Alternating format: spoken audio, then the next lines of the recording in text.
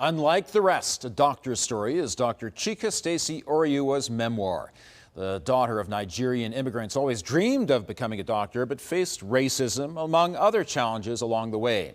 Oriuwa is here June 9th as guest speaker for the Art of Leadership Women Conference. And joining me from Toronto is Dr. Oriuwa. Good to chat with you today. Thank you for having me. Now, here in Calgary right now, 40% of our population identify as visible minority. Why do you think it's important that that population is reflected in the doctors that they see? So it's incredibly important for the healthcare population to be able to see themselves reflected in the practitioners that provide them care, because the research does show that individuals who do seek care from these minority groups, when they are able to identify with their clinician, whether it's a physician or otherwise, they do report higher levels of care and satisfaction with their care. It's also incredibly important to have diversity within the medical sphere, because this ensures that certain issues that might be culturally specific are more likely to be raised within the community, and whether that's within the educational realm, such as putting it forward for more research, or even when it comes to the discussions that we have within medical school, it ensures that there is a more rich and diverse perspective within the medical education body. You received quite an honor a few years ago. You were honored with your own Barbie doll among a number of medical healthcare heroes. That must have been very gratifying for you. It was, and it was an incredibly surreal experience, because as a little girl, I would spend a lot of my time playing with Barbies, but I never actually had a Barbie that looked like me. And so I had to have this imaginative play where I imagined that that the Barbie looked like me, but also that it was a doctor. And so there was all these layers of imagination to then, fast forward 20 years, have this opportunity where I could have a Barbie made in my likeness. So that was incredibly surreal. You write in the book about how there were 259 students in your medical school class. You were the only black person, and there were different perspectives on this in the book. Some people thought that was an incredible achievement. You didn't necessarily see it that way, though.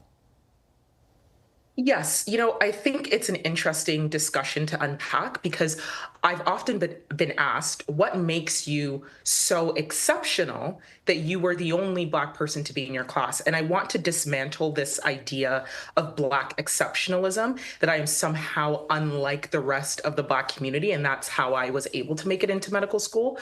I actually believe that I am a beautiful reflection of the intelligence and capacity and the tenacity within the Black community, and that I serve as a representation of what that can be within the medical community. And so I, really try to move away from that idea of exceptionalism and say that there is so much talent and skill, if only we can remove some of the barriers that make it difficult for young Black individuals to envision themselves within medicine.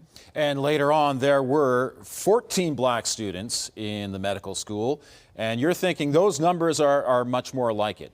Perhaps even they should be higher. Yes, and they actually have gone higher. They've continued to climb year after year. And actually, in 2020, the University of Toronto had admitted the largest class of Black Canadian medical students in Canadian history. And that was about 24 Black medical students, and they just graduated last year. So there is this incredible legacy that's being built within U of T, but that's also reverberating across the country as other medical schools are picking up on the importance of ensuring that there is appropriate equity within the medical admission system. And speaking of equity in the United States, the Trump administration is getting rid of many diversity, equity, and inclusion programs. A lot of corporations are taking a second look at their DEI programs. What do you think about that? I have many thoughts. The first of which is that I think it is a serious misstep. I think that it does not provide the appropriate environment within which individuals who are of minority communities will feel safe enough to thrive and really bring their true brilliance. And I think it also doesn't acknowledge the historical and the ancestral disadvantages that have been given to this specific group of people or to these specific groups of people. And so when we look at it through this lens of giving an unfair advantage to certain groups, that is that is a big miscalculation. So whereas the way that I perceive it and the way that many, academics perceive it is that what you're actually trying to do is ameliorate some of the barriers that are already there, whether they are, systemic racism or financial barriers, which often intersect. Truly, when we are using these DE&I initiatives, we are trying to address that. So essentially removing it and making it to seem that, we're operating on a system of meritocracy or we're just trying to be colorblind. That is not actually addressing the real issue at hand. Now, you've chosen to specialize in psychiatry. What do you think from your background you bring to that is helpful to that profession?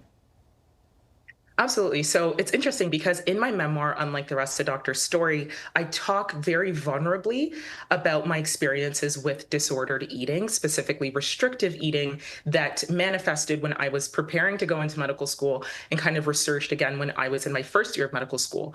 And thank God I've, not had to struggle with that specific issue for the last 10 years, but it was a really destabilizing experience in my life. And I think that absolutely informed, at least partway, why I wanted to go into psychiatry because, Black girls like me often get overlooked when it comes to diagnoses of disordered eating. But otherwise, I would say that absolutely psychiatry, I felt drawn to the magnetism of psychiatry because I feel like it's this beautiful intersection between arts and medicine. And as someone who is a poet and a writer and a creative, I felt most like a poet when I was in my role as a psychiatrist. Yeah, that's a really interesting way of looking at it. You also write in the book a little bit about your husband. You have 2 children with him, so you have biracial kids who deal with racism from time to time. And there's a suggestion perhaps that your husband, who is white, may not really get it, may not really understand all of that. Absolutely. I credit so much to my husband, Dale, because he has taken a real vested interest in understanding the experiences and the lived experiences of Black individuals, especially in Canada. However, there is that gap, right? Like he doesn't have the visceral understanding. I think he has the intellectual understanding, like he understands in that way.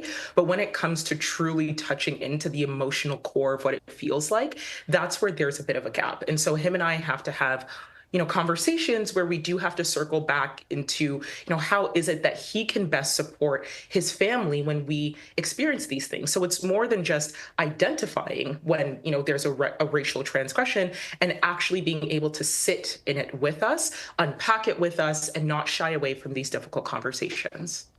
Dr. Oriuwa, thank you very much for speaking with us today, and enjoy your trip to Calgary.